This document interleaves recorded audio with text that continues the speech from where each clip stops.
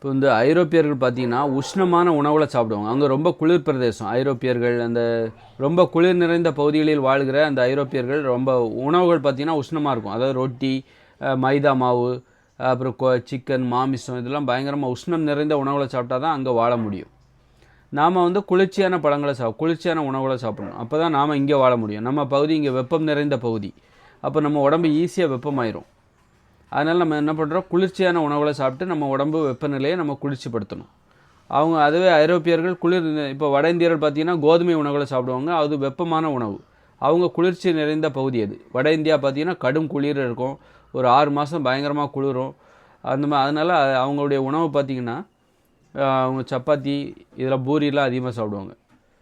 அப்படி இருக்கும்போது நாம் என்ன பண்ணுறோம், இப்போ இந்த ஐரோப்பியர்களுடைய உணவு இந்த மைதா மாவினால் செய்யப்பட்ட பரோட்டா, பப்ஸு, அப்புறம் பன்னு, கேக்கு, இந்த மாதிரி அது மாதிரி கோதுமையினால் செய்யப்பட்ட பூரி, அப்புறம் சப்பாத்தி, இந்த உணவுகள், அப்புறம் கோதுமை ரவை, இப்படி சூடான உணவுகள் நம்ம உணவில் அதிகமாக இடம்பெறுது. அப்போ நம்ம உடம்பு இன்னும் உஷ்ணமாகுது. அப்போ என்ன ஆகுது அப்படின்னா, நமக்கு உடம்பு உஷ்ணமாகும்போது என்ன ஆகுது, நமக்கு இந்த சூழ்நிலையை குளிராக மாற்றணும். அப்போ ஏசி தேவைப்படுது, ஃபேன் தேவைப்படுது. ஃபேன்லாம் ஏன் தேவைப்படுதுன்னா, நம்ம உஷ்ணம் நிறைந்த உணவுகளை சாப்பிட்றதுனால நம்ம குளிர்ச்சியான உணவுகளை சாப்பிட்டா நமக்கு ஃபேன் தேவையில்லை. நம்ம குளிர்ச்சியான உணவுகளை சாப்பிட்டா நமக்கு ஃபேன், மின்விசிறி, ஏசி எல்லாம் தேவையில்லை. நம்ம என்ன பண்ணுறோம், உஷ்ணம் நிறைந்த அப்படியே வெள்ளைக்காரங்களை அப்படியே காப்பி அடிக்கிறோம். ஐரோப்பியர்களை அப்படியே காப்பி அடித்து அவங்க பேசுகிற மொழியை பேசுகிறோம். அதுபோல் அவங்களை போன்று உணவுகளை சாப்பிட்றோம். உணவுகளை சாப்பிடும்போது உடம்பு உஷ்ணமாகும்போது நமக்கு என்ன தேவைப்படுதுன்னா, ஏசி தேவைப்படுது, இந்த ஏர் கண்டிஷன்லாம் தேவைப்படுது. ஏன்னா நம்ம உஷ்ணமான உணவுகளை சாப்பிட்றோம். வெள்ளைக்காரன் அப்போ அவங்க எப்படி குளிர்ச்சியான பகுதிகளில் வசிக்கிறாங்களோ அதுபோல் நாமளும் நம்ம ரூமை குளிர்ச்சியாக மாற்றுறோம். நம்ம இடத்த தான் நம்மளால் குளிர்ச்சியாக மாற்ற முடியாது. இந்த உலகத்தை, இந்த ரோடு, இந்த மரம், இதை வந்து குளிர்ச்சியாக மாற்ற முடியாது. அப்போ நம்ம வீடுகளை குளிர்ச்சியாக மாற்றுறோம். ஏசிலாம் போட்டுக்கிறோம். ஏசிலாம் போட்டு நம்ம உஷ்ணமான உணவுகளை சாப்பிட்றோம். ஏசியில் இருக்கிறோம். ஏசி, ஏர் கண்டிஷன், எப்போவும் ஏசி. காரில் போனால் ஏசி. அப்போ அந்த குளிரை தாங்கணும்னா உஷ்ணமான உணவுகளை சாப்பிட்டாகணும். உஷ்ணமான உணவுகளை சாப்பிட்டா தான் இந்த ஏர் கண்டிஷனெல்லாம் அனுபவிக்க முடியும். அப்போ எப்போவும் இந்த செயற்கையான ஒரு சூழல்லே இருக்கணும்.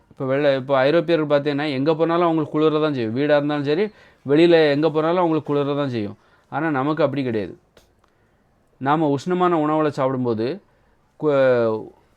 நம்ம வீடை நம்மளால் குளிர்ச்சியாக மாற்ற முடியும். ஒரு ஏசி போட முடியும், காரை ஏசி படுத்த முடியும். அப்புறம் ஆஃபீஸுக்கு போனால் அங்கே ஏசி. அதை தாண்டி வெளியில் எங்கேயும் போக மாட்டாங்க, போகிறதுக்கே விரும்ப மாட்டாங்க. ஏன்னா அங்கே ரொம்ப வெயில் அடிக்கும், புழுக்கமாக இருக்கும், உடம்பு இன்னும் சூடாயிடும். அப்போ இந்த மாதிரி செயற்கையான வீட்டுக்குள்ளே இருக்கணும். அப்புறம் காருக்குள்ளே வந்துடணும். அப்புறம் ஆஃபீஸ்க்குள்ளே போயிடணும். இந்த மாதிரி குளிர்ச்சியான இடத்துலையே இருந்துக்கணும். ஏன்னா உடம்பு எப்பவும் உஷ்ணமாக இருக்குது. உடம்பு உஷ்ணமாக இருக்கும்போது இந்த வெயில்லையோ எங்கேயும் போக முடியாது. அப்போ வெயிலில் போகணுன்னா நம்ம குளிர்ச்சியான உணவுகளை சாப்பிடணும். குளிர்ச்சியான உணவுகளை சாப்பிட்டா நம்ம சுதந்திரமாக எங்கேயும் போகலாம். நீங்கள் அதே உஷ்ணமான உணவுகளை சாப்பிட்டிங்கன்னா எப்போ பார்த்தாலும் வீடு, ஆஃபீஸு, காரு, இந்த மாதிரி ஏசி எங்கெல்லாம் இருக்கோ, ஃபேன் எங்கெல்லாம் இருக்கோ அங்கே தான் இருப்பீங்க. அப்போ பார்த்தீங்களா, நீங்கள் நம்ம சூழ்நிலைக்கு பொருத்தமான உணவுகளை சாப்பிட்டீங்கன்னு வச்சுக்கோங்களேன், சுதந்திரமாக எங்கே வேணாலும் போகலாம். இந்த வெயில் இல்லைன்னா வச்சுக்கோங்க, நம்ம சூழ்நிலைக்கு முரணான உணவு, உஷ்ணமான உணவுகளை சாப்பிட்டிங்கன்னா, இந்த பரோட்டா, கோதுமை, பூரி, சப்பாத்தி, பப்ஸு, இந்த மாதிரி உணவுகளை சாப்பிட்டிங்கன்னா எப்போவும் உங்களுக்கு உங்கள் உடம்பு உஷ்ணமாக இருக்கும். அப்போது உங்கள் வீடு ஏசி போட்ட வீடு வேணும், ஏசி போட்ட கார் வேணும். அப்படியே இறங்கி ஆஃபீஸ் ரூம்குள்ளே போயிடணும், அங்கே ஏசி. இப்படி ஒரு செயற்கையான ஒரு சூழல். வீடு, காரு, ஏசி, ஆஃபீஸு, செயற்கையான சூழல்லே நீங்கள் இருக்க வேண்டியிருக்கும். அப்போ உங்கள் சுதந்திரம் தடைப்படுதா?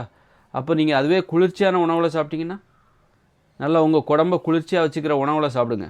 வெயில் காலமாக நல்லா தர்பூசணி சாப்பிடுங்க, பயங்கரமாக சாப்பிடுங்க. தர்பூசணி, வாழைப்பழம், வெள்ளரிக்காய், அந்த மாதிரி சாப்பிட்டிங்கன்னா உங்கள் உடம்பு சில்லுன்னு இருக்கும்.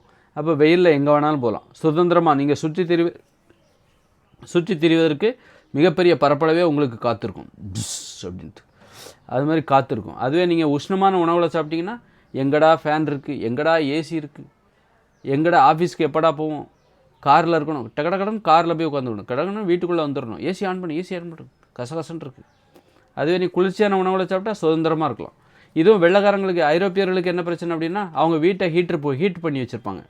வெளியில் எல்லாம் ஐஸாக இருக்கும், வீடை வந்து ஹீட்டர் போட்டு வச்சுருப்பாங்க. நம்ம எப்படி ஏசி போடுறோம், அவங்க ஹீட்டர் போட்டு வச்சுருப்பாங்க. அதுபோல் காருக்கு ஹீட்டர், ஆஃபீஸும் போனால் அதுவும் ஹீட்டர். அதுவும் ஹீட்டர். மற்ற வெளி இடங்களுக்கு போனால் அவங்க என்ன உணவுகளை சாப்பிடுவாங்க, அவங்க உஷ்ணமான உணவுகள். அப்படி அவங்களும் குழம்பிடுவாங்க, அவங்களும் இந்த மாதிரி அடிமையாயிடுவாங்க. வெளியில் போனால் குளிரும். அதனால் வீடு, காரு, ஆஃபீஸ். வீட்லேயும் ஹீட்டர் போட்டிருப்பாங்க, கார்லேயும் ஹீட்டர், பாத்ரூம்லேயும் சுடு தண்ணி. இப்படி செயற்கையான ஒரு சூழ்நிலையை உருவாக்கும் போது, நாம் இயற்கையோடு வாழாமல் செயற்கையான ஒரு சூழ்நிலையை உருவாக்கும் போது, நாம் எந்த செயற்கையான சூழ்நிலையை எங்கே உருவாக்குறோமோ அதுக்கு அந்த இடத்துல மட்டும்தான் நம்ம சுதந்திரமாக இருக்க முடியும். வேறு வெளி உலகத்துக்கு போக முடியாது. அதனால் நம்ம இயற்கையோடு இணைஞ்சு வாழும்போது பறந்து விரிந்த இந்த பூமியில் சுதந்திரமாக வாழ முடியும். நம்ம வாழுகிற பகுதியில் சுதந்திரமாக வாழ முடியும்.